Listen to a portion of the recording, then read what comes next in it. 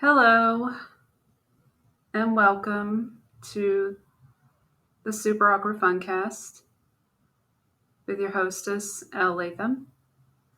Um, let's do the intro. Cue the intro song, the theme song. Here we go. Let's see if I can remember it. It's so hard to remember the words. Super Awkward Funcast. You're listening to the Super Awkward Funcast. Yeah. So no one's here yet, and I have to tell you that this is going to be an hour and a half, and there are no ifs and whatever. There are no. I'm not gonna make it longer. I'm not gonna make it 2 hours. Don't worry. So this is an hour and a half long episode. I got to get straight to it. Some big shit happened today that upset me to my very core because I saw it coming. And even when you see it coming, you're still like, it still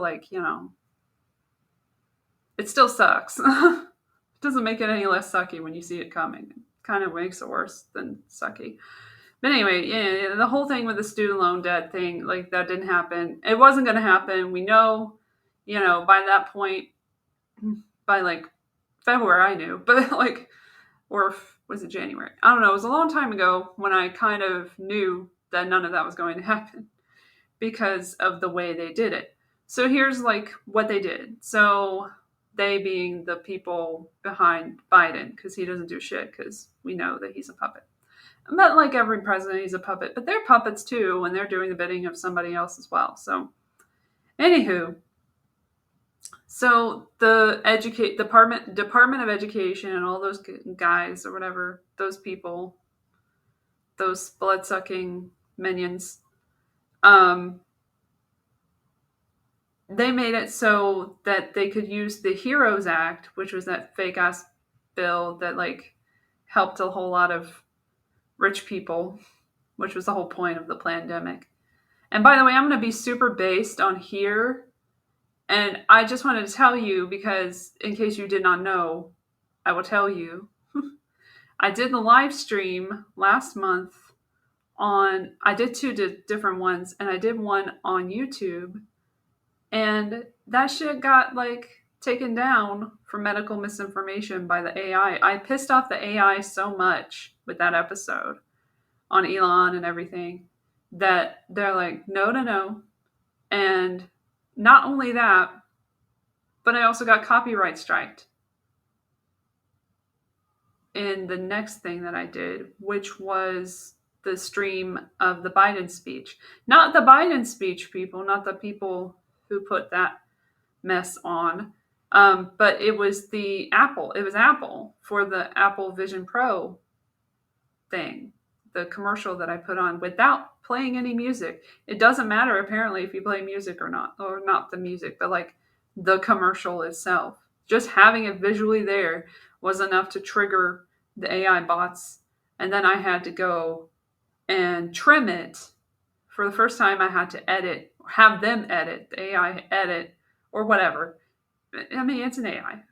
Hey, that had to have an edit of my video where I didn't really have a say in it. So that was kind of annoying to have it up at all. So I might even like just say fuck it and just delete that or something. I don't know, but we'll see. But anyway, it's getting hard on YouTube, so we're going to do some YouTube shit on here so we don't have any issues with strikes and whatnot on YouTube when I get to YouTube. So let's start by getting back to the HEROES Act thing. HEROES Act was so it could make it possible for the Department of Education and everything to put it in place that any changes that they wanted to make and cite the reason because of the national emergency of the COVID that they faked as an emergency. So they could use that to do the pause of the student loans payments, and then also to wipe out the student debt, which is what they tried to do. And it wasn't even to wipe out the student debt. We're talking about like $10,000 most student loans. I I'm having trouble with my plurality. But anyway, so for instance, my student loan would have gotten taken down to like 4,000, a little less than 4,000, which would have been basically interest, because I paid 23,000 or something like that, 23,000 something dollars, or 24,000 something, close to 25,000, we'll say, was the amount of my student loans, which are four. I have four of them. They were for 4 different years. I went to college for 4 years. Oddly enough, it was community college, because maths hates my ass so much, and they didn't let me use a calculator on the first test that I took to get in the place into a math course in the school. I got fucked, and I had to stay there for 4 years to get all the credits that I needed to get so that I could get a degree, which totally happened between you and I. Anyway, so there's that. That's what they used. The basis for their argument or whatever with the Supreme Court was on this HEROES Act thing and the national emergency. Then we cut to before the Supreme Court makes their decision, their final decision. They heard a case on both sides, like the arguments, a while ago, a few months ago, and then they were going to decide in June, July, or whatever. And before that happened, well, we know that the national emergency ended, and that's not by accident that happened in May. Wasn't it May? I'm going to make sure that was May. Let me go ahead and do a little checky check. National emergency, COVID. Y'all remind me if that was May or not. I'm pretty sure it was last month. May 10th or something? Oh no, I'm in Bangkok. I have to be in the US. US. What happens when it ends? Oh, fuck off, Brave. Okay. Can I say something about Brave real quick? Brave search. Y'all suck now because you're using AI like everybody else. And how are you any different? You're not. I'm just saying. You're part of the problem. Okay, on January 30th, 2023, I believe that was after the arguments. I'm going to find this out because I'm going to get to the bottom of this situation. I'm going to go start page. Shout out to start page. That's what I use now. Fuck you, Brave. I mean, you're good for a browser, but not for private searching anymore. Just saying. I don't want to see AI every fucking where. It's enough. Enough with AI. I have a problem with AI, but it's mostly the people who make the AI that I have a problem with, not the AI itself. I really don't know them like that. But anyway. What are we going to do? We're going to do, I can't remember what I was doing. Oh, yeah. The arguments, Supreme Court arguments. I'm trying to find the connection here. Arguments. This was a while ago, and I even covered it and everything. Student loan forgiveness. And by the way, there are people, I'm sure, who think that I was all pro this plan or whatever out there. I never believed in this plan, so no. Okay, now it's all about today, and that's not what I'm trying to do. So I'll say arguments. Let me say January, see if that works. January. Because I really feel like it was around January. Damn it. Do y'all have a timeline? Because that would be really great to have.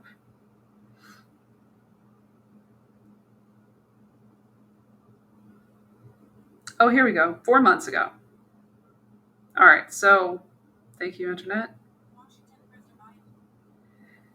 4 months ago was February. Okay, so February. But on January 30th, before the arguments even happened, interestingly enough, The Biden administration announced its intent to end the national emergency and public health emergency declarations on May 11th. Sorry, it was May 11th, 2023. So they had already planned to take away the basis for this whole thing that they had. And that's what happened. And so you wonder why it didn't go through. Well, gee, I don't know. Maybe it really had no legal fucking standing, you fucking idiots. So that's what happened. And then we cut to today, where he comes out and he blames the Republicans. Oh, the Republicans did this and they did that, and they made it so difficult. Oh, fuck off. It was you. You promised something. You did not deliver. You knew you couldn't deliver. You made it so that you couldn't deliver. Not just you, but like the education people, the people in charge of every fucking thing. Y'all did that on purpose. It was a controlled demolition of the economy via student loan debt forgiveness. Psych, never mind. And you know what that's going to bring about is more fucking debt and more people being upset and not paying their debt. So they're going to be even more annoyed with you and going to lash out at you by not paying. And now you're trying to fix it with Neosporin, as I said before to my mother. Shout out to my mother, who's totally listening to this at some point. No, she's not. But anyway, instead of a Band-Aid, and letting there be a temporary period of 12 months that you can just not pay your student loan payments. And then, you'll be okay. You won't go into default and all that stuff. So how is that fucking helpful? How is that the same? It's not. And also, fun fact, you could have used the Higher Education Act, which you're starting to use now, in the first place to wipe out pretty much all the debt if you wanted to. Not saying that would be a good idea and that I approve of it. I'm just saying that was an option that was available to them that they did not take. They didn't take that opportunity to do that. They didn't tell the truth about the legal standing or lack thereof in this case, which is really fucking annoying because they kept lying every fucking time it was brought up by reporters at the press briefings, and even again today, and then gaslighting people into thinking that, I did everything that I could. No, you didn't fight at all. You didn't do anything at all. You just sat on your ass and watched shit not happen. And you call that, doing your job. That's what your job is, I guess. And falling down a lot. He falls down a lot. Good for him. And now he has sleep apnea. 4 more years. Okay. Well, let's get to him, because we gotta get to these damn parts that we listen to. And ain't nobody here except me, I think. So, welcome when you get here. If you get here during this, welcome. That won't make sense because I'm saying it before you're here. Anyway, whatever. Thanks for being here when you're here, whoever you are. I love you all. Whatever. Anyway, let's just listen to this fucking Yahoo. And I'm going to turn the volume down this time because I think it was too loud on the videos that I played because I was close. The mic wasn't as much of an issue, so I'm trying to get adjusted to the mic situation. So, bear with me on that. I'm trying to get the audio where it should be. I'm very happy that I found a way to make it so that my audio isn't shit. So, yay. Here we go. Normally, this would be for the full delinquency without their financial security. It will hurt their financial security, and that's not good for them or the economy. That's why we're creating a temporary 12-month, what we're calling on-ramp repayment program.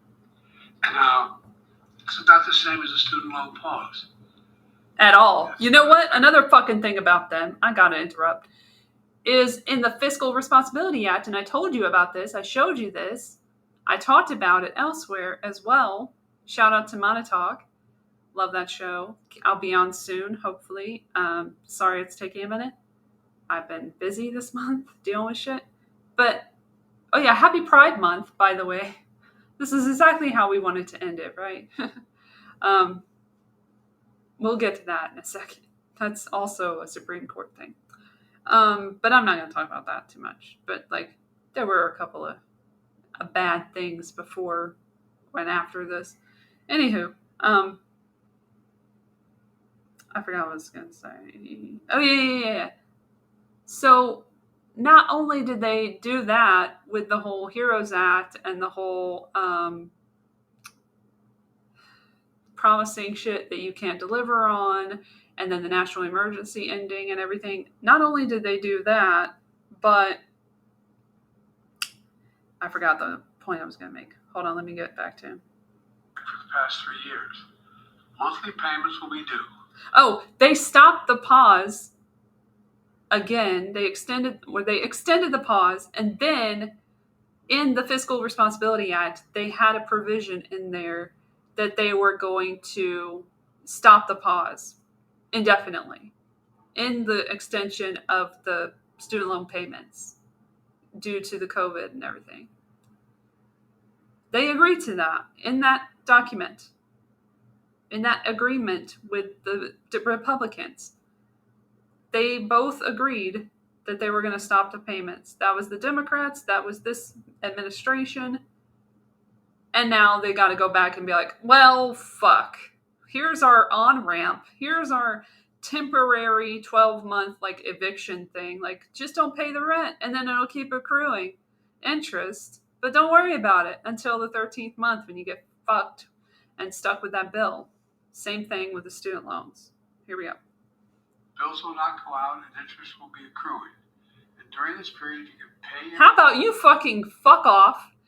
Get rid of the interest. This is my fucking solution to it. Like, to a lot of the debt is eliminate the interest entirely on government held, on federal student loans specifically. Federal student loans, you get a federal loan from the government, from the DOE, and you don't have to pay interest the entire fucking time. So you can be a little safer, a little less burdened by that financial difficulty that you already are facing when you are going through school and figuring out where to go, what to do afterwards and everything like that. And to be honest, like, I lived well while I was in school. I probably wouldn't have taken out such a big loan, but it made it so that I could go to school and be able to pursue my other interests, acting and producing and everything. And I wasn't living that well. I was not living in my own place or anything like that, or even with a place with one person or two people. I lived with 5 fucking people at once. So I paid my dues. I, paid my little bit of rent. I did my best to live modestly on those loans, but they did save me from being like on the street and shit. So, which I would have been if I couldn't pay for them.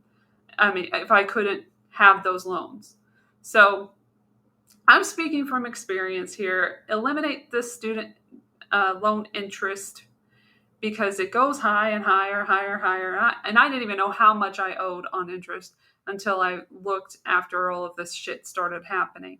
And then I found out it was like almost 4,000 or something. That's over a few years. That's not even over that long. It has not even been 10 years since I've been out of school, if you can believe that. Yeah, I have not been out of school for 10 years. It's been less than 10 years.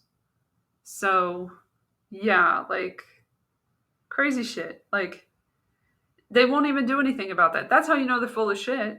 That they don't even fix that problem. They can't even get rid of that. Oh, but you're like, oh no, it'll accrue interest while you wait to pay it. Yeah, that always works well, doesn't it? Your monthly bills, you should. But if you cannot, if you miss payments, this on-ramp temporarily remove the threat of default or having your credit harmed, which can hurt borrowers for years to come. Because the Department of Education won't refer borrowers. The reason why that will work, they won't refer borrowers who miss payments to credit agencies for 12 months. He does not make sense. He does not make sense in his speeches or anything he says anymore. It does not make sense what he says anymore. And he's reading, and he can't even read well. And you want him for 4 years? You fucking dumbass Democrats? I do not understand. There is no other option, I will say. I am 100% still on board. No 1/2024. Let's continue. Give them a chance to get back up and running. Let me close with this. Please close. Republican officials say student loan relief is a giveaway to the privileged. You hear that loud now, the privileged. I love the concern for the privileged. But I know who student loan borrowers are in this country. And so do all you. A couple putting off having a child until they can find their way to deal with their debt. That's who they are. They're young putting off buying their first home until they get out from under student loans. Well, that didn't make sense, but let's continue. Hope on the rise, and thanks to relief that I planned last year, today's court decision snatched it away from them. I get it. I hear this. And I'm concerned about it. But today's decision has closed one path. Now we're going to pursue another. I'm never going to stop fighting for you. We'll use every Well, you never started, but all right. tool at our disposal to get you the student debt relief you need and reach your dreams. It's good for the economy. It's good for the country. It's going to be good for you. Thank you very, very much for listening. We're going to get this done, God willing. And then we have like reality setting in. I love this part. Thank you. Mr. President, why did you give millions of borrowers false hope? You doubted your own authority here in the past. I didn't give any false hope. The question was whether or not I would do even more than was requested. What I did, I thought was appropriate and was able to be done and would get done. I didn't give borrowers false hope, but the Republicans snatched away the hope that they were given, and it's real hope. Thank you. Mr. President, will you cancel student debt? Did you overstep your authority? I think the court misinterpreted the Constitution. Mr. President, do you admit failure in Afghanistan?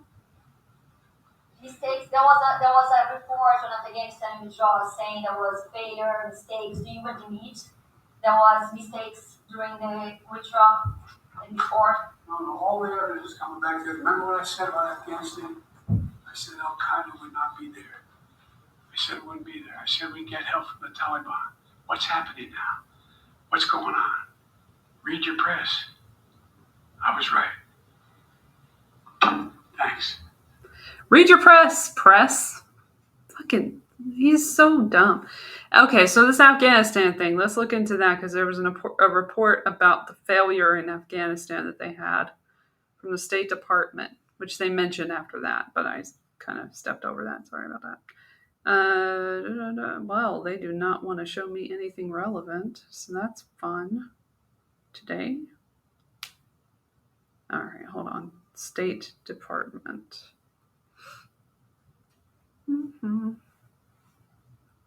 I hope people come in at some point because I am here.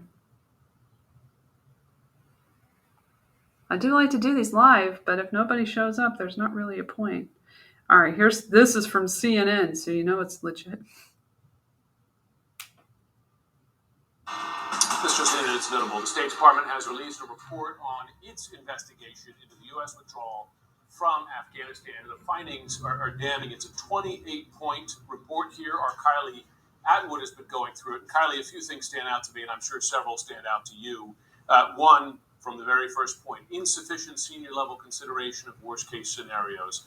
It notes that some officials questioned the decision-making leading up to this. It notes that the handing over Bagram Air Base basically funneled everybody trying to leave the country to to Hamid Karzai International Airport, listing throughout a number of failures in the preparation. Yeah, it's a really damning report, Jim, and I think it's important to note to folks that it covers the time period of January of 2020 when President Trump was in office, and there was that agreement struck between the U.S. and the Taliban, which really paved the way for the United States to prepare withdrawing from the country, and it covers through August of 2021, which is when the Biden administration was carrying out the actual withdrawal itself. And there is, as you actually noted, that one finding that is at the top of these findings that I think really crystallizes what this report gets into. And it says, quote, that there were decisions beyond the scope of this review, but the team found that during both administrations, the Biden administration and the Trump administration, there was insufficient senior level consideration of worst case scenarios and how quickly those might follow. Now, what's clear as you read through this report is that there wasn't great organization or delineation of responsibility in this building at the State Department. One of the things that they point out is that there wasn't someone on the 7th floor here in the building dealing with crisis management for this. And the 7th floor is where the Secretary of State sits. There also wasn't a task force that was set up early enough to bring folks to the table to discuss what could be these crisis scenarios that they would face as they were preparing for the withdrawal. And when you had the Pentagon setting up that non-combatant evacuation operation, there wasn't a clear person at the State Department who was coordinating with that Pentagon effort. And so that created confusion as well, according to this report. So there's quite a few things that the department didn't do that this report really gets into that are significant, and it also makes recommendations for how this department can better prepare for crises going forward, like getting the operations center here at the department up and running, fully staffed, so it can really be the central focal point for where that crisis management lies. All right, so that's a little bit of that. I didn't want to go too off topic. We got so much to cover. Oh my gosh, it's so overwhelming. So I have a bunch of articles that I wanted to read about. It's one of those times we have to do a Jeffrey Epstein update because he's still relevant. Been dead forever, allegedly, and he's still in charge of things. Like, he's still not in charge of things. He's still being talked about, and people trying to get away from him and stuff. And it's just interesting. So there was a report from DOJ about the it's hard to even read these articles without just like being like, how stupid are you that you still think that you can convince people that he killed himself? Jeffrey Epstein didn't kill himself. Just saying. So this is an article published June 27th, so it's pretty recent. This is from AP. Misconduct by federal jail guards led to Jeffrey Epstein's suicide, Justice Department watchdog says. Sure. Jeffrey Epstein was left alone in his jail cell with a surplus of bed linens, just, like you are, just too many bed linens, for whatever reason. We just wanted to put those there just to give you an idea of what to do with them, just hang some decorations, like really like make up your cell with some sheets, put the sheets everywhere and just make yourself a little fort, They just wanted him to have a fort. That was the whole point of the linens. Okay. The night he killed himself, in quotations for me. Nearly all the surveillance cameras on his unit didn't record. Oops. It was just one of those nights, I guess. One worker was on duty for 24 hours straight. And despite his high profile and a suicide attempt 2 weeks earlier, he wasn't checked on regularly as required. They just forgot to do their jobs for a while. So it's okay. The Justice Department's watchdog said Tuesday that a combination of negligence, misconduct, and outright job performance failures by the Federal Bureau of Prisons and workers at the New York City jail enabled the wealthy financier to take his own life in August 2019, finding no evidence of foul play. I love how he's described all the time as a financier before being described as a sex offender, as a predator, as a child molester. I love that that's what they go with every fucking time. It's like her and the socialite thing, her, Gillen. It's just interesting to me that they keep, having these nice ways of talking about it in the press. It's funny. These good signifiers, designating like terms or whatever. Inspector General Michael Horowitz blamed numerous factors for Epstein's death, including the jail's failure to assign him a cellmate and overworked guards who lied on logs after failing to make regular checks. Had the guards done so, Horowitz said, they would have found Epstein had excess linens which he used in his suicide. I can't. The failures are deeply troubling, not only because they allowed his suicide, which didn't happen, but also because they led to the questions about the circumstances surrounding his death and effectively deprived Epstein's numerous victims of the opportunity to seek justice, Horowitz said in a video statement. Horowitz's investigation, the last of several official inquiries into Epstein's death, echoed previous findings that some members of the jail staff involved in guarding him were overworked. He identified 13 employees with performance failures and recommended possible criminal charges against 4 workers. Well, we got some scapegoats up in here. Only the 2 workers assigned to guard Epstein the night he died were charged, avoiding jail time in a plea deal after admitting to falsifying logs. Horowitz's report also revealed new details about Epstein's behavior in the days before his death, including that he signed a new last will and testament while meeting with his lawyers 2 days before he was found unresponsive in his cell the morning of August 10, 2019. Jail officials did not know about the new will until after his death, Horowitz said.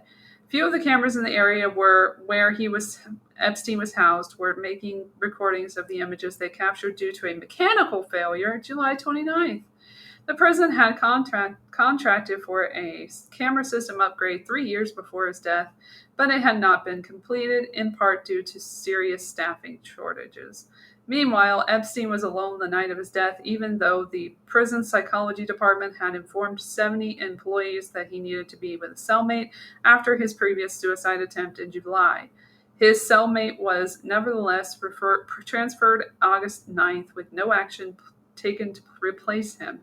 He was also allowed an unmonitored personal phone call the night before he was found dead, a violation of BOP policy. This is getting ridiculous. No? Like, this is absolutely ridiculous that anyone thinks that there's nothing fishy here. Like, I can see this person writing this like, oh my gosh, do I really have to keep saying suicide? This is embarrassing. I can't do this anymore. Horowitz's report highlighted some of the many problems plaguing the Bureau of Prisons, many of which have been exposed by the Associated Press.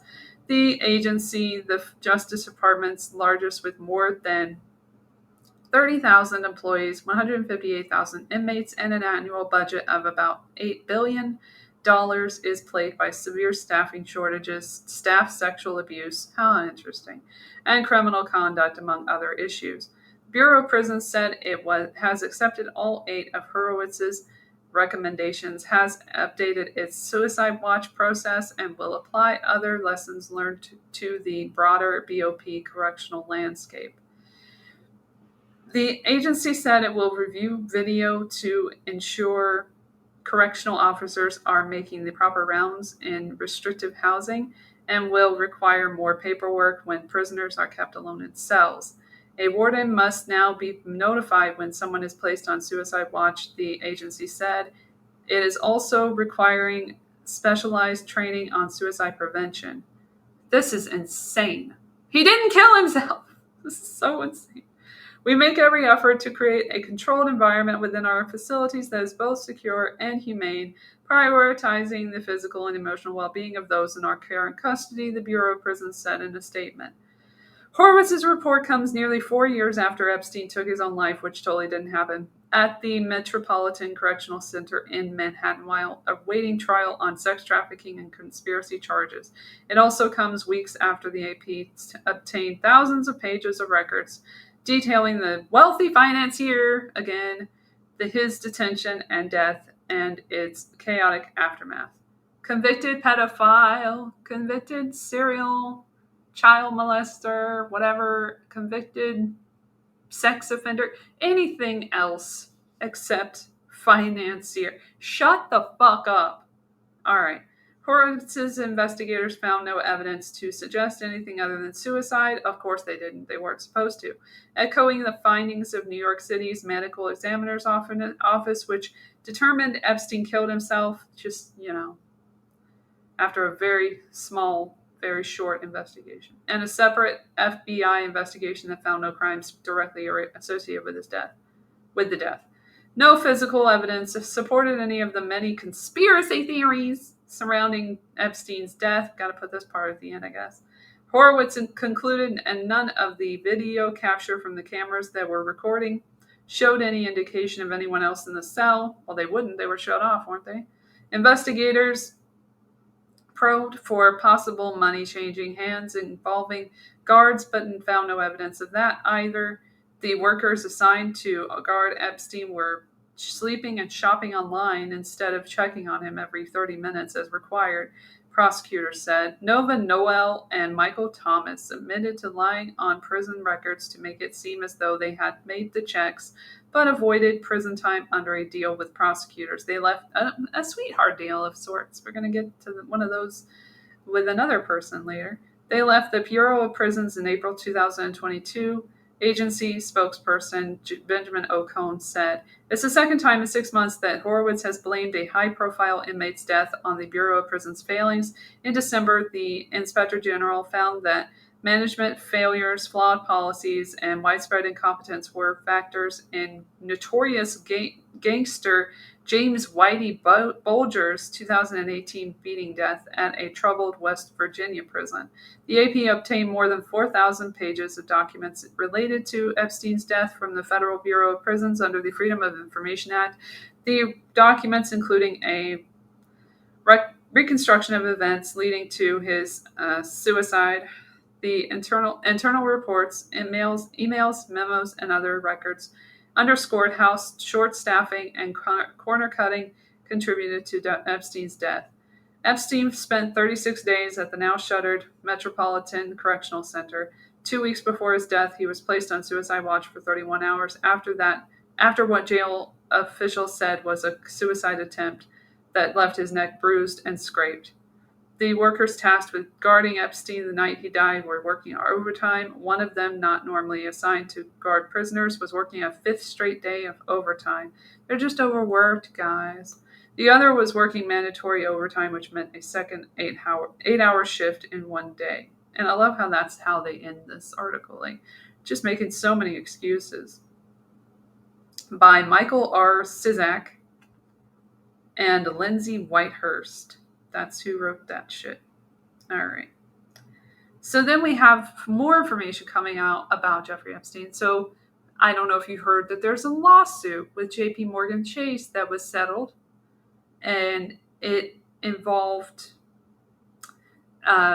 survivors of abuse from Jeffrey Epstein who alleged that JP Morgan Chase had assisted him in many ways by not alerting anyone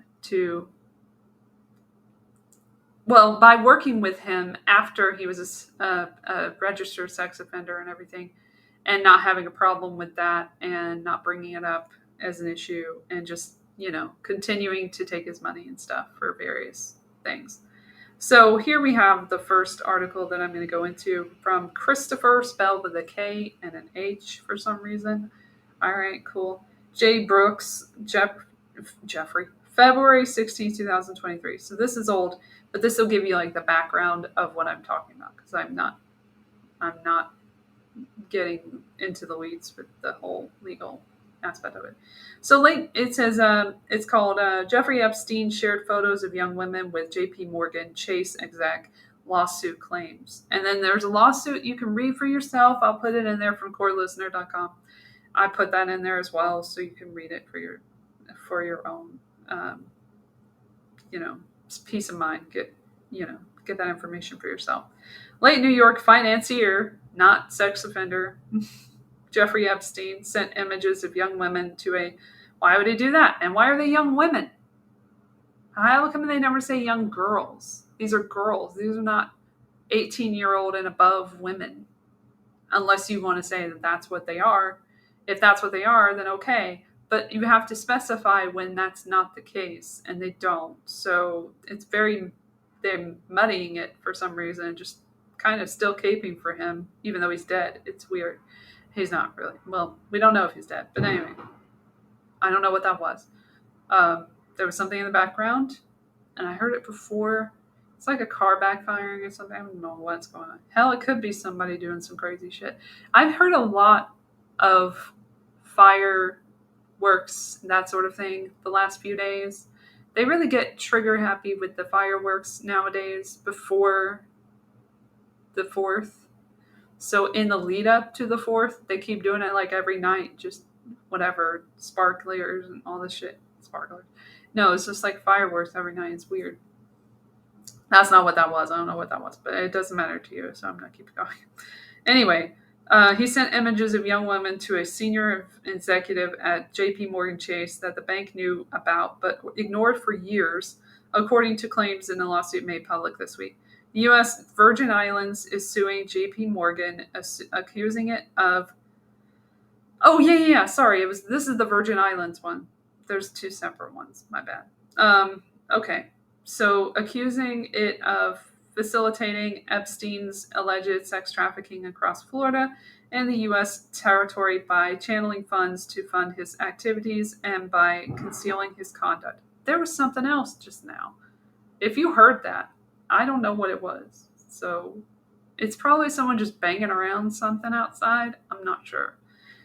But anyway, let's move on. The U.S. territory filed its lawsuit last month, although specifics about the allegations were only made public on Wednesday. The lawsuit accuses Chase of participating in a sex trafficking venture. The bank on Thursday declined to comment about the lawsuit. Epstein was arrested and faced federal charges for, with children and stuff. But anyway, Virgin Islands prosecutors allege Epstein compensated the girls, most of whom were from Eastern Europe, by wiring them funds from a Chase account. These women were trafficked and abused during different intervals between at least 2003 and July 2019, when Epstein was arrested and jailed. And these women received payments, typically multiple payments, between 2003 and 2013, in excess of $1 million collectively, the prosecutors allege in the lawsuit. Chase managed 55 separate accounts for Epstein between 1998 and 2013 under the company's private banking division, the suit states. Jess Staley, who was head of that division and later became CEO of Barclays, exchanged about 1,200 emails with Epstein between 2008 and 2012. And remember, this was after he was convicted the first time as a sex offender. For having sex with a minor or what have you, whatever ridiculous charge it was. Like, that was lessened in that sweetheart deal. Okay. Staley and Epstein had developed a close friendship over the years, the lawsuit alleges.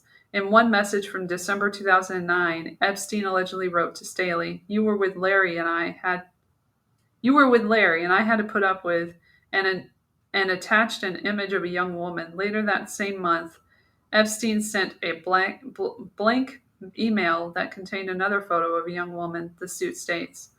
And I guess we don't know what age they were, so we can't really say anything about that. The lawsuit doesn't describe what type of images Epstein allegedly shared with Staley, but court documents redacted the images from view. A lawyer representing Staley told The Telegraph in the UK that our client had no involvement in any of the alleged crimes committed by Mr. Epstein. Don't they always say that? Chase had opportunities to cut ties with Epstein in 2006, 2010, and 2011, but instead continued banking with him, the lawsuit alleges. JP Morgan knew early on that Epstein was an extremely high-risk client, but decided at multiple points during the relationship to continue servicing Epstein's accounts because of his vast wealth and connections with other high-net-worth individuals, the lawsuit claims. Staley left Chase in 2013 and later joined British investment bank Barclays as chief executive. Staley stepped down from Barclays in November 2021 as investigators in the UK began probing his ties to Epstein. Epstein, who was a U.S. Virgin Islands resident and registered sex offender, died by suicide. No, he didn't, but anyway, in 2019 while awaiting trial in a New York jail. A federal judge last year sentenced his former girlfriend, not a sex offender herself, I guess, Ghislaine Maxwell, to 20 years in prison for helping him recruit girls, which sounds a lot better than what she actually did, which was participate in the abuse. Oh my gosh. Chase closed its Epstein accounts in 2013. The bank cooperated with federal prosecutors as they investigated Epstein's sex trafficking operation. This is from CBS News. Also, sorry. Moving on. Then we have this whole thing. I didn't want to get into it too much, but there was a board member of JP Morgan who died in a car crash recently. And there's this whole article about that I'll share in here for you to read that I read that was really interesting, because it's like, these conspiracy theories are saying like da da da, but why did he, they're asking why did he get removed from Chase's website and all this stuff. And then I went ahead and checked the Aspen Institute website, because he's a chair on that board or whatever. And I found that he was not on there either. Like, they had made a public statement about his death, but they removed his page, which said that he was that he worked for Obama and whatnot, and all this other stuff, and it was on all these boards. So that was interesting. I have not found a connection between this gentleman, whose name was James Shine Crown, and Epstein, but I wouldn't be surprised. But there's nothing that I can link them to. I can't link him to it. Okay, so here's the case that I was talking about before, with JP Morgan reaching a settlement of $290 million. And the way the CNBC television will just like talk about this like it's no big deal. Like, oh yeah, they reached they're coming out, swinging, and they didn't admit guilt, but they gave them $290 million, and now they're, on the stock market doing this and that. Just like move on from the whole case. It's fine. Let's just not talk about it anymore. Or the fact that they deleted all these files. But anyway, we'll come to that in a second. I think it's in this article. So this is from Bloomberg. This is from Hannah Levitt and Ava Benny Morrison, June 12, 2023, updated on June 12, 2023. Okay, so JP Morgan agrees to pay $290 million to settle Epstein case. Agreement in principle reached in the Jane Doe litigation. Banks still facing related lawsuit from the U.S. Virgin Islands. So this is the only one that's been completed and has a settlement. So don't get those two confused. Okay, JP Morgan Chase and Company agreed to pay $290 million to settle a lawsuit alleging it knowingly benefited from former client Jeffrey Epstein's sex trafficking, according to a person familiar with the matter. The agreement in principle would settle a proposed class action filed by an unnamed Epstein victim late last year, JP Morgan said in a statement Monday. The bank makes no admissions of liability, the person said, asking not to be identified because the matter is private. We all now understand that Epstein's behavior was monstrous, and we believe this settlement is in the best interest of all parties, especially the survivors who suffered unimaginable abuse at the hands of this man. The New York-based bank said, any association with him was a mistake and we regret it. We would never have continued to do business with him if we believed he was using our bank in any way to help commit heinous crimes. But you would have some fucking, idea of that being the case, because he was already a sex offender, a registered sex offender. And so you should have known by that you probably shouldn't do business with him. But you didn't. And then somebody was buddy-buddy with him. Okay, whatever. The deal with the victim, identified only as Jane Doe, doesn't end JP Morgan's legal headache over its ties to Epstein. That's all it is, just a headache. So annoying. This is so annoying. I can't. It's still facing a lawsuit by the U.S. Virgin Islands, where the financier, they keep saying it. It's hilarious how they keep doing it. I can't keep getting away with it. Anyway, had a private retreat where he brought several of his victims. The bank is also litigating its own case against former private banking head Jeff Staley, who JP Morgan says should be held responsible for damages it incurs over its Epstein's ties. Taken together or individually, the historic recoveries from the banks who provided financial services to Jeffrey Epstein speak for themselves, said David Boies, one of the attorneys for Doe. And oddly enough, like he's his own fucking problem. Like that dude, I've talked about him before.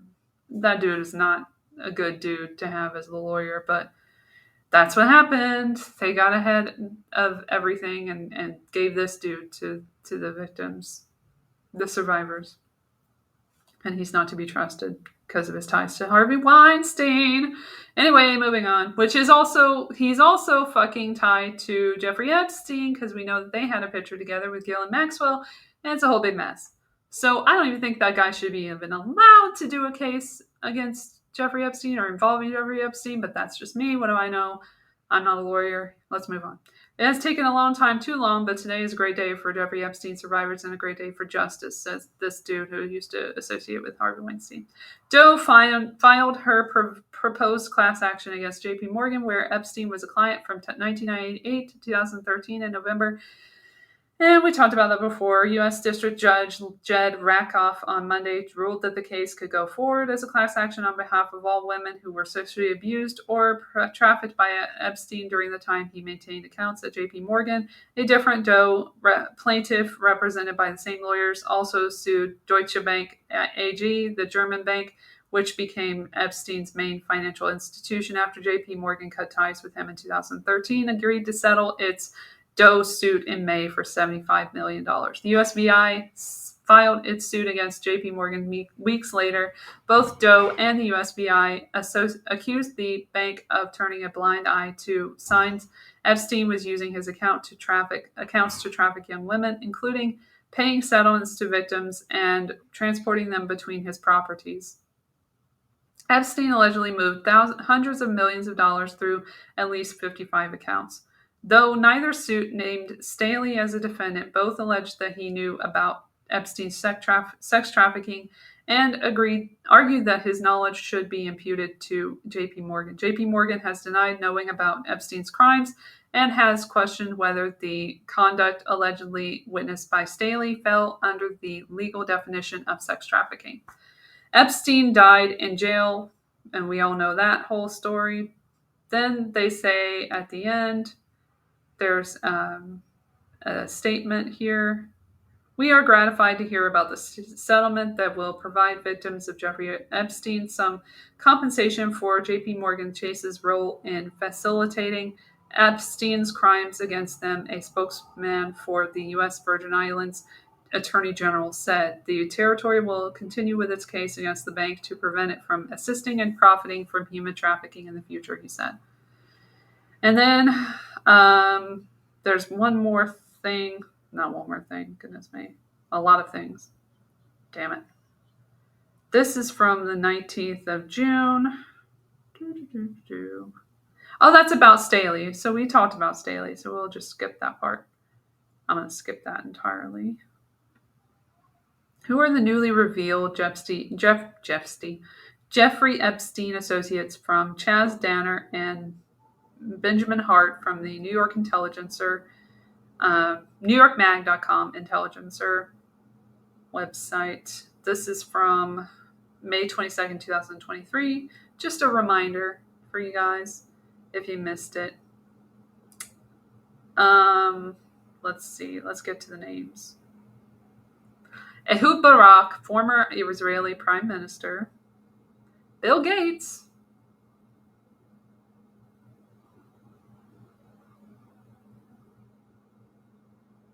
Oh, there's more on Bill Gates than I expected. Okay. The connection between Epstein and Gates has been well known for years, but in late May, the Journal published a revelatory new story on their relationship.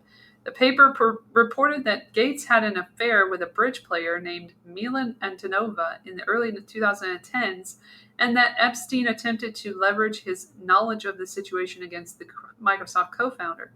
So he was blackmailing him.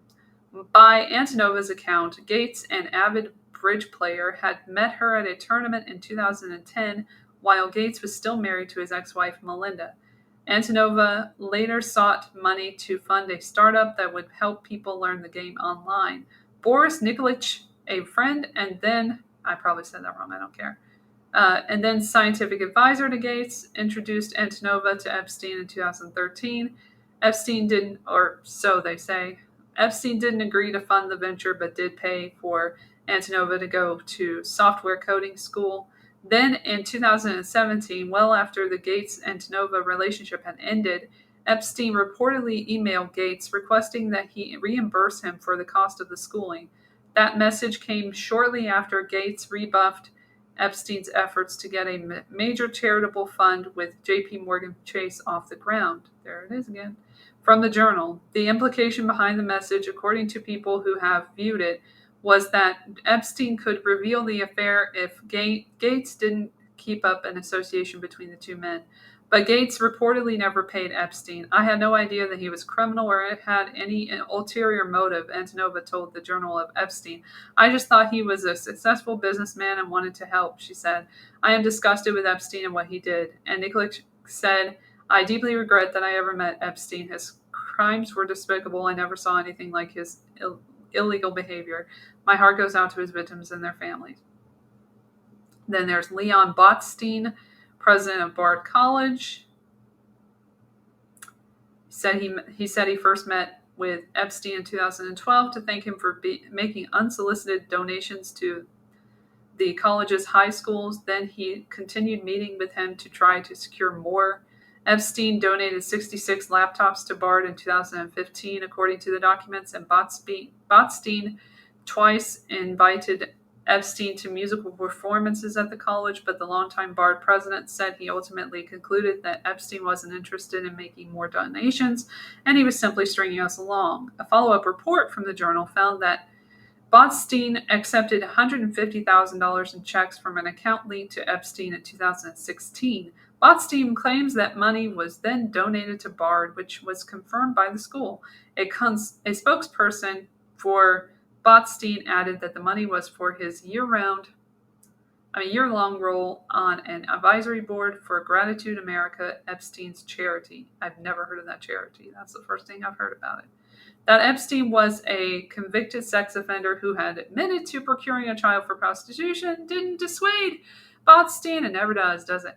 And Bard from seeking his financial support. We looked him up, and he was a convicted felon for a sex crime, Botstein told the Journal, but we believe in rehabilitation. He said they kept his criminal history in mind when Epstein visited the school. Because of his previous record, we had security ready. He did not have any free access to anybody. According to the plans in the documents, Epstein brought some of his young female assistants on his trips to Bard, didn't he? William Burns, CIA director. The documents indicate that Epstein had 3 scheduled meetings in 2014 with Burns, who was at that point the Deputy Secretary of State in the Obama administration. They met both in Washington, D.C. and New York, per the Journal. A lunch was planned that August at the office of law firm Steptoe and Johnson in Washington. Epstein scheduled 2 evening appointments that September with Mr. Burns at his townhouse, the documents show. After one of the scheduled meetings, Epstein planned for his driver to take Mr. Burns to the airport. The longtime diplomat left the State Department in October of that year and became president of the Carnegie Endowment for International Peace, where he remained until President Biden nominated Burns to run the CIA in 2021. CIA spokesperson Tammy Kuperman-Thorpe released a statement to the Journal denying Burns had any kind of relationship with Epstein. The director did not know anything about him other than that he was introduced as an expert in the financial services sector and offered general advice on transition to the private sector. They had no relationships, she said. Then we got good old Noam Chomsky. You remember that one when that was found out? That he was teaching at MIT. When he was teaching at MIT in 2015 and 2016, Epstein had donated hundreds of thousands of dollars there. The scheduled meetings included gatherings of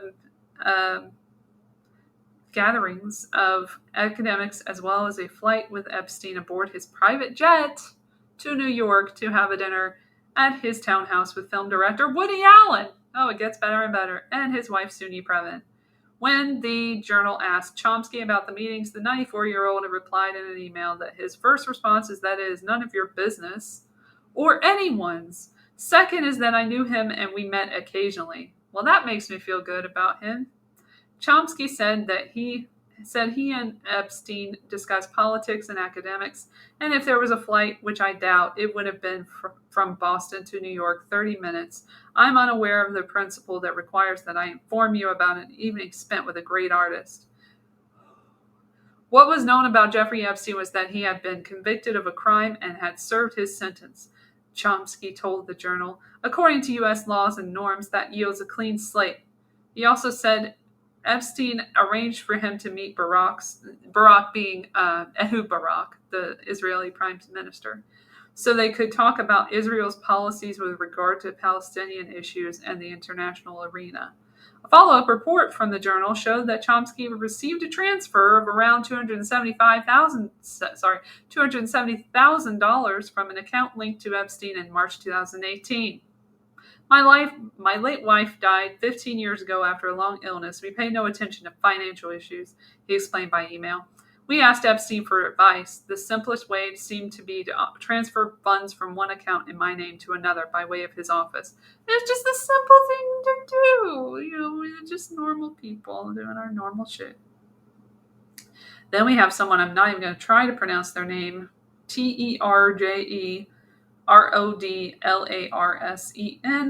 noted ex-diplomat. He may not be a household name, but he's a big deal in diplomatic circles, having helped put together the landmark Oslo Accords in the early 1990s. Per the Journal, he was such a fixture at the New York townhouse that Epstein owned between 2013 and 2017 that the staff knew to have cucumbers ready for his gin. He also received a personal loan from Epstein as well as a donation to his nonprofit. He stepped down from that nonprofit when his ties to Epstein were initially revealed in 2020. He gave no additional comment to the Journal this week. Joshua Cooper Ramo, a FedEx board member, also is involved. And it says here, they report that Epstein scheduled more than a dozen meetings over the 4 years with Ramo, who was at that point a co-CEO of Henry Kissinger's consulting company. Ramo also served on the board of Starbucks and still serves on the board of FedEx. Most of the meetings were scheduled in the evening at Epstein's Manhattan townhouse. Epstein also invited him to a 2013 breakfast at the townhouse that Barak attended. Again, Barak being Ehud Barak. No comment there. Ariane de Rothschild, chairman of Edmund de Rothschild's group, we already knew about the relationship, but he and the other chick, the other de Rothschild. But here's in 2019, the private Swiss bank Edmund de Rothschild group falsely claimed it and its chairwoman, Ariane de Rothschild, had no ties to Epstein. According to the documents reviewed by the Journal, Mrs. de Rothschild, who married into the famous banking family, had more than a dozen meetings with Epstein. He sought her help with staffing and furnishings as well as discussed business deals with her, according to the documents. In September 2013, Epstein asked Mrs. de Rothschild in an email for help finding a new assistant, female, multilingual, organized. I'll ask around, she emailed back. She bought nearly $1 million worth of auction items on Epstein's behalf in 2014 and 2015, the documents show. She was named chairwoman of the bank in January 2015. That October, she and Epstein negotiated a $25 million contract for Epstein's Southern Trust Company to provide risk analysis and the application and use of certain algorithms for the bank. In a response to the Journal, the bank admitted that its 2019 statement was inaccurate and said that de Rothschild had business-related meetings with Epstein from 2013 to 2019, that he had introduced the bank to U.S. finance leaders, provided tax and risk consulting, and had recommended law firms. The bank also said that Epstein solicited her personally on a couple occasions for advice and services on estate management, and that she was similarly unaware of any questions regarding his personal conduct at the time and didn't want to look him up or see any information about him first. Catherine Rumler, Goldman Sachs general counsel, was also involved with him. She took a job as a top lawyer at the Goldman Sachs Group in 2020, where she co-chairs the firm's reputational risk advisory committee. A Goldman Sachs spokesperson told the Journal that her relationship with Epstein was professional and related to her work at Latham and Watkins. They said that she never noticed anything untoward at his townhouse, that she never flew anywhere with him, and that she never visited his island, and that her comment was, "I regret ever knowing Jeffrey Epstein." Then there's Larry Summers. Good old Larry Summers. Ties between, or is this a different Summers? Sorry. Lawrence Summers. Ties between Epstein and the ex-Treasury Secretary and Harvard president were already well known, but the Journal provides more detail about their connection. Though Harvard stopped accepting donations from Epstein after his 2008 conviction, Summers continued to meet with him frequently. The paper uncovered an email Summers sent to Epstein in 2014, which he asked the financier's advice on how to raise money for a nonprofit poetry initiative spearheaded by his wife, Harvard professor Elisa New. I need small-scale philanthropy advice. My life will be better if I raise $1 million for Lisa, Summers wrote. Mostly it will go to make it a PBS series and for teacher training. Ideas?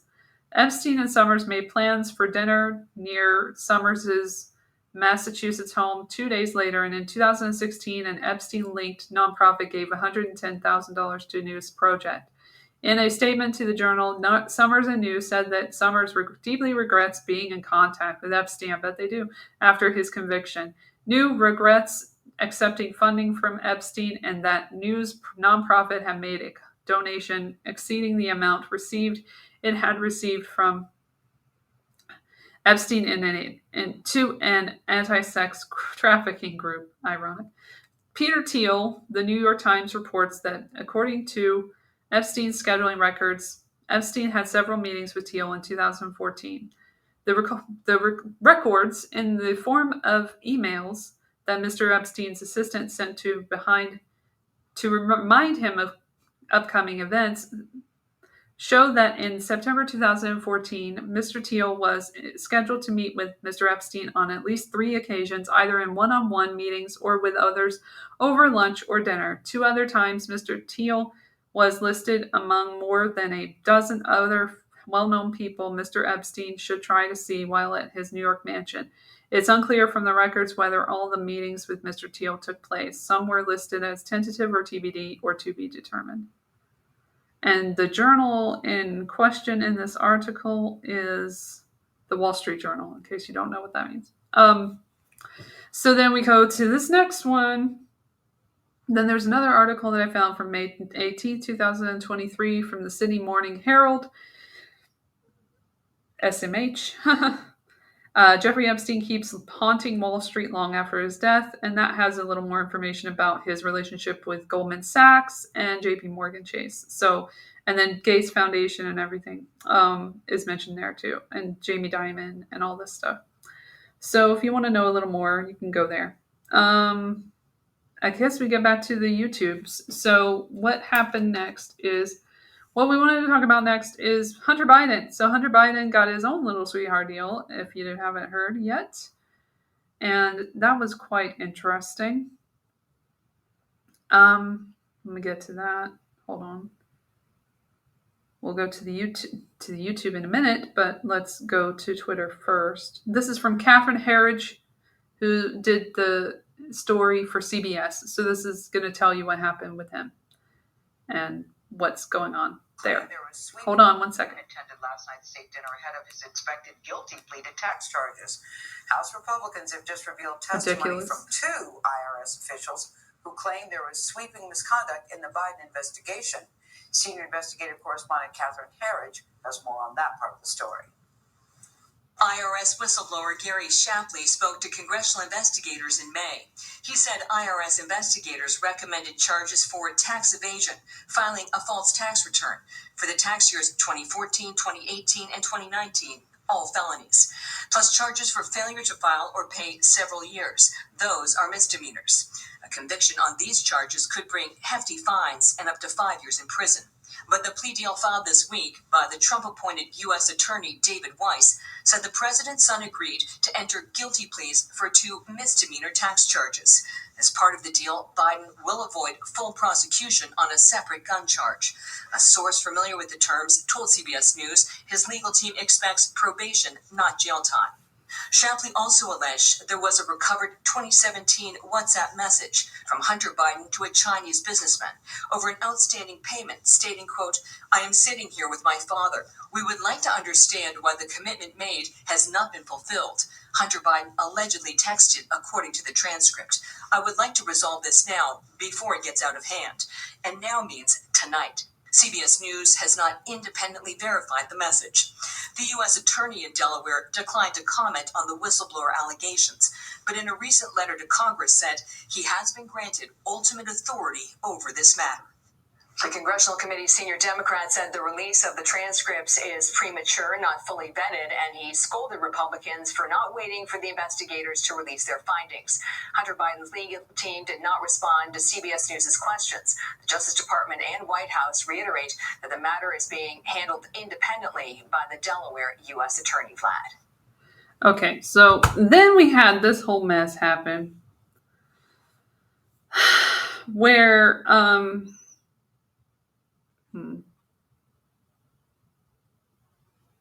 this was today,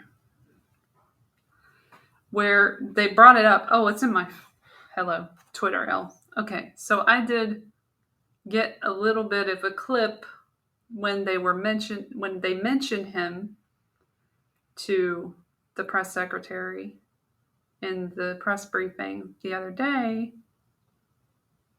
Let me play that clip for you once I get to it. It's pretty hilarious. Okay. Well, first things was they questioned John Kirby, and then John Kirby said what he said. So this is what happened here when it was mentioned first to John Kirby. This is my tweet.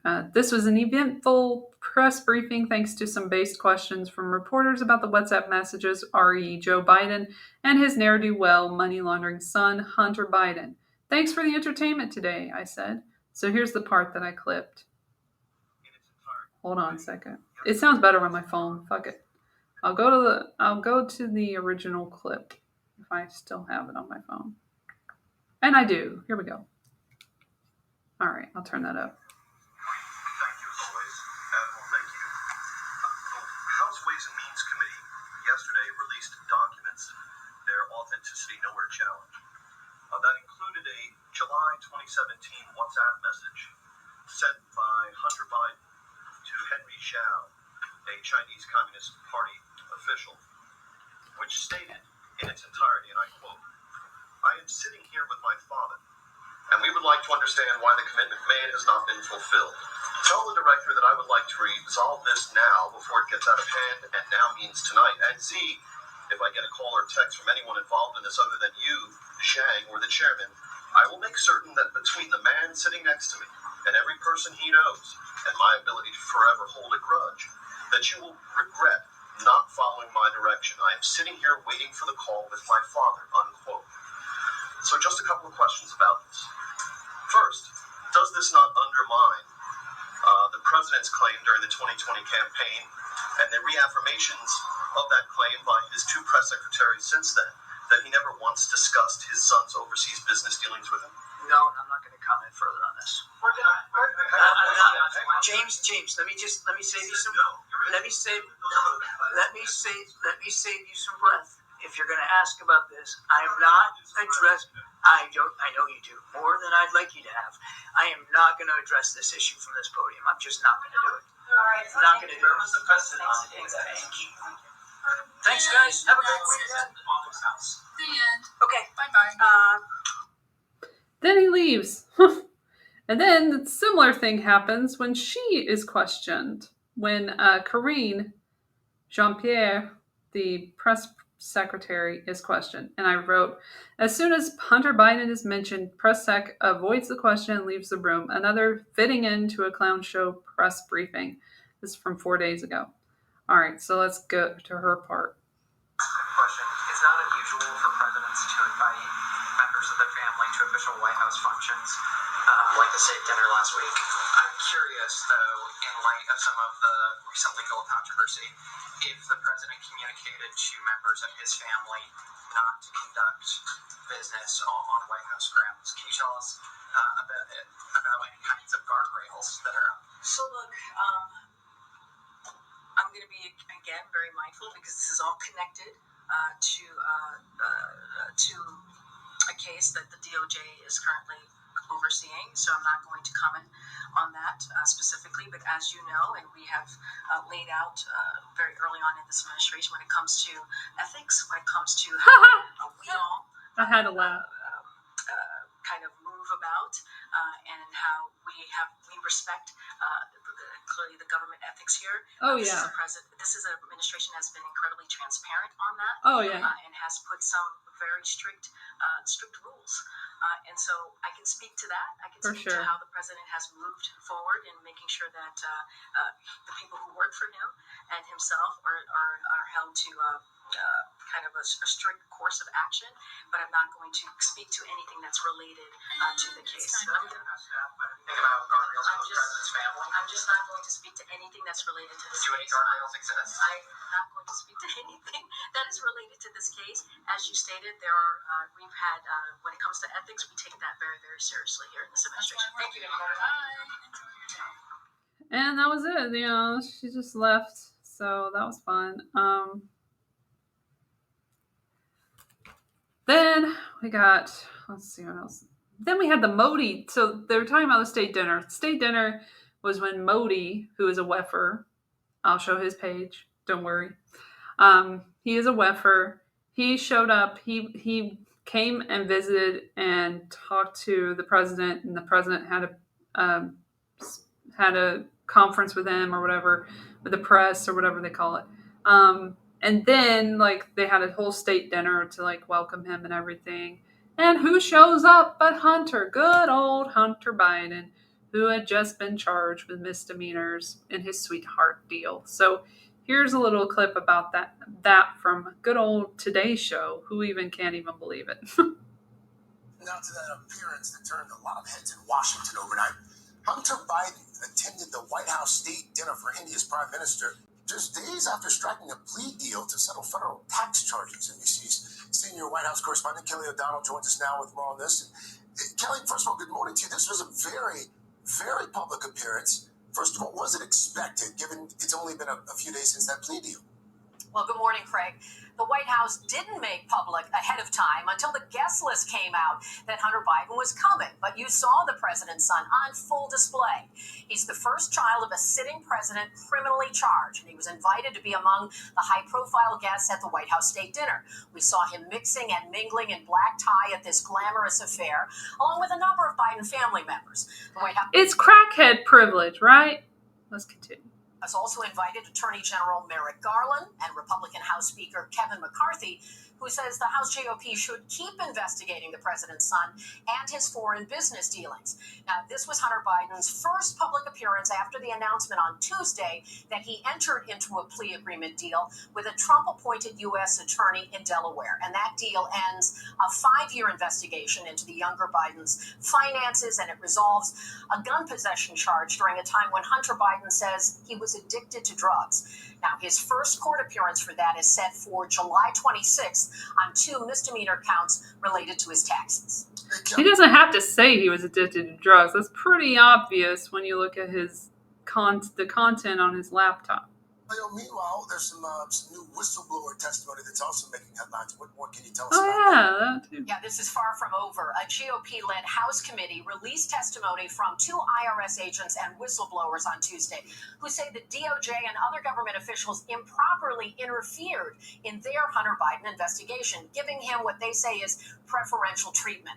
One of those agents also provided what he says are WhatsApp messages from Hunter Biden to a Chinese business associate in 2019. 2017. And in that, he says he is sitting with his father, who was then the vice president, waiting for an answer to a proposal, and that he would not regret not following the direction. That's the interaction with the Chinese businessman. Now, NBC has not confirmed the authenticity of the message, and the White House says there was no political interference here. Hunter Biden's attorneys have not commented. Great. Of course, they would never lie, right? Let's move right along because there's so much to talk about. So I've left those those links and whatever, and I will leave those in the show notes and what have you. Oh, we gave money to the Nazis again. That happened. We can't go over everything here, but we can go over that a little bit more. And the Wagner Group stuff, we can go over a little bit more in the next episode, which will probably be a YouTube live stream. And then I will also read the Unabomber manifesto there, I guess. If that's allowed, I don't know. Whatever. I was gonna, but okay. So then we have a COVID distraction. So the distraction of the day is when the DNI came out with their report. You may have seen it. Not a big deal. But it came to the conclusion that there's no conclusion. There's just no conclusion. We don't know if it's animal origin, if COVID was from the lab. I mean, there's just no way of knowing. We just have no way of knowing what the case may be in that. So let me go there real quick. Paste and go. I'll read a teeny bit about that.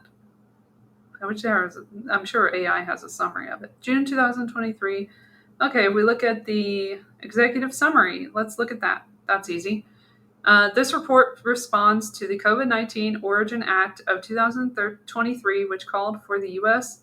intelligence community, IC, to declassify information related to potential links between the Wuhan Institute of Virology and the origin of the COVID-19 pandemic.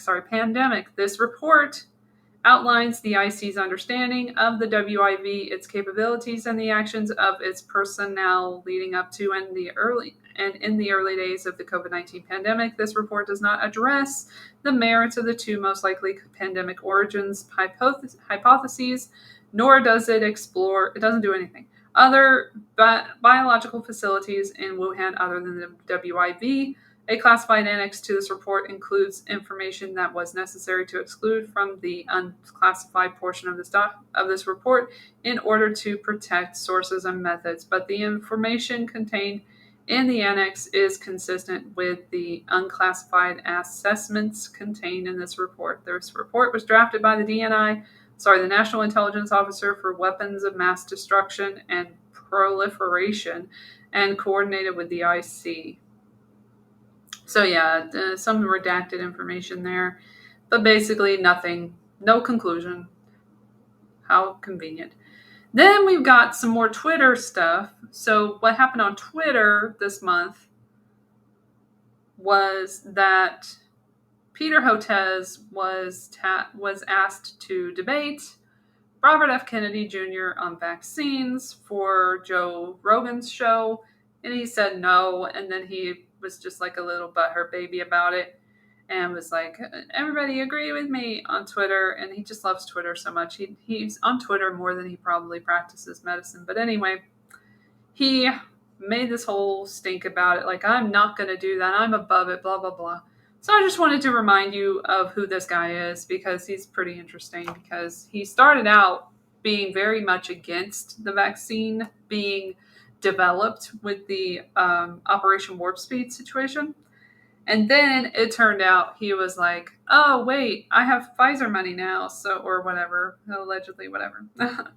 And then he just decided to be totally for that when it came to the Biden regime. So when the Biden regime started, it was all like, oh, wait, we need people to get this vaccine and everything.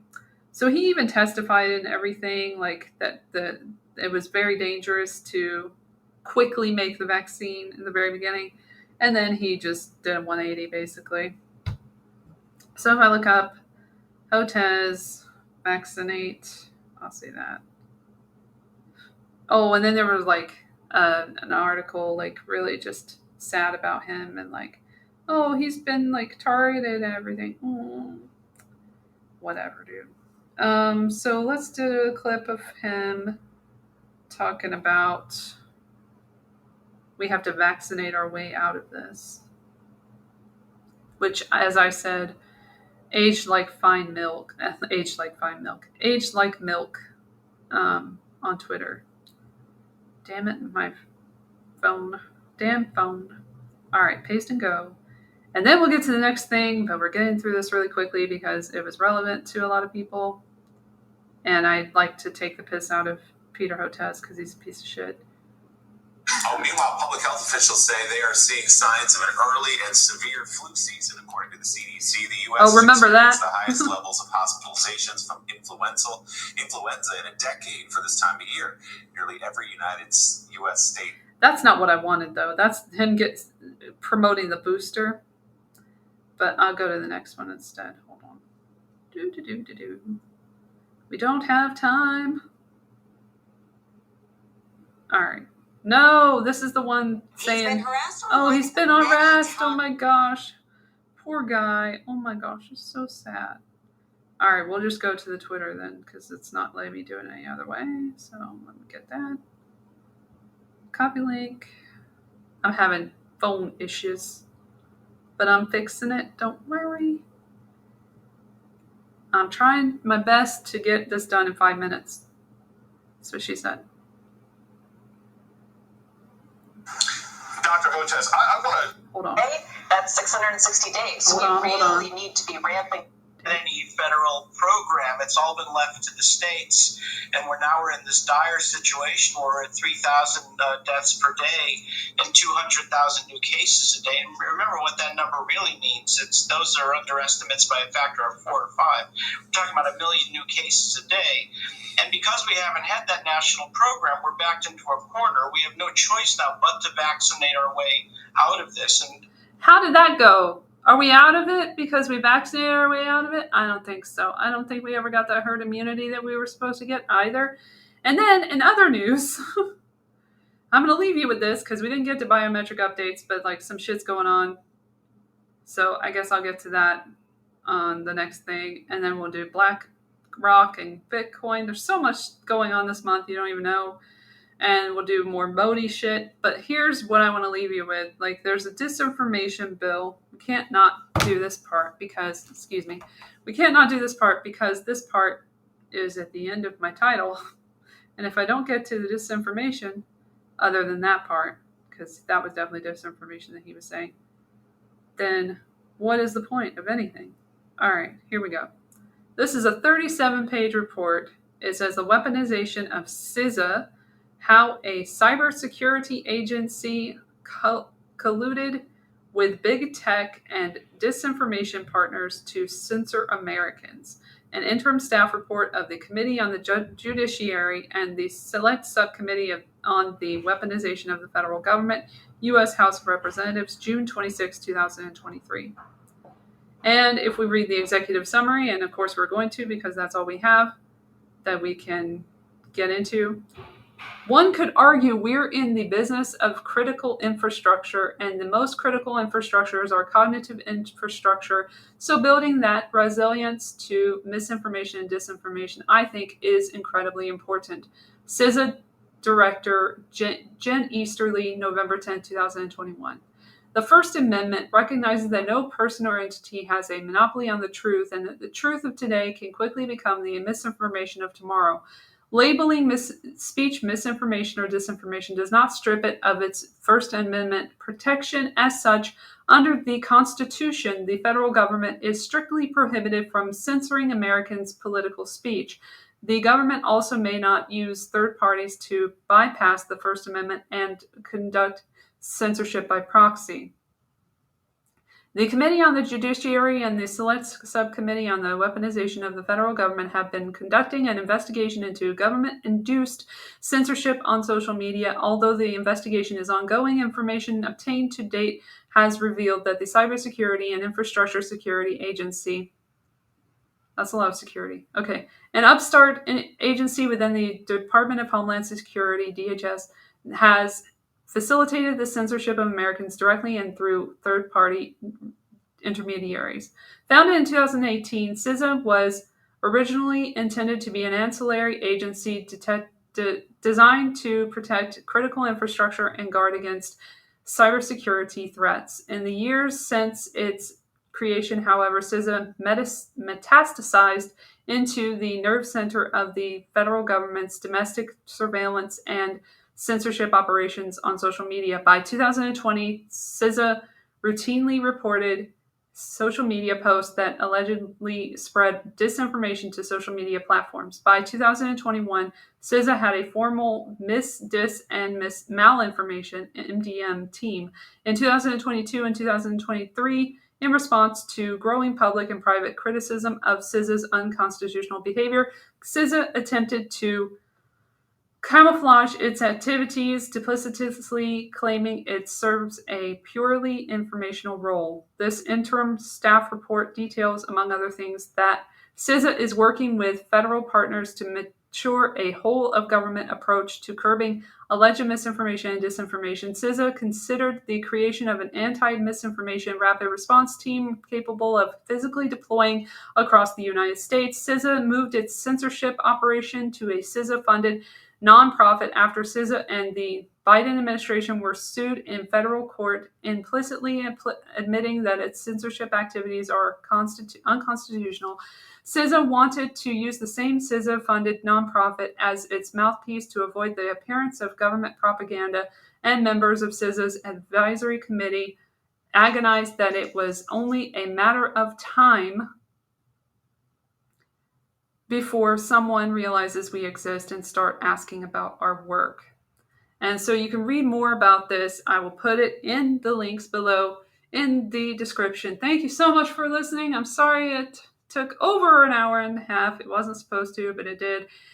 And I appreciate you listening, and stay tuned for the live stream on YouTube where we go into more details of what happened this month. It was a crazy Pride Month.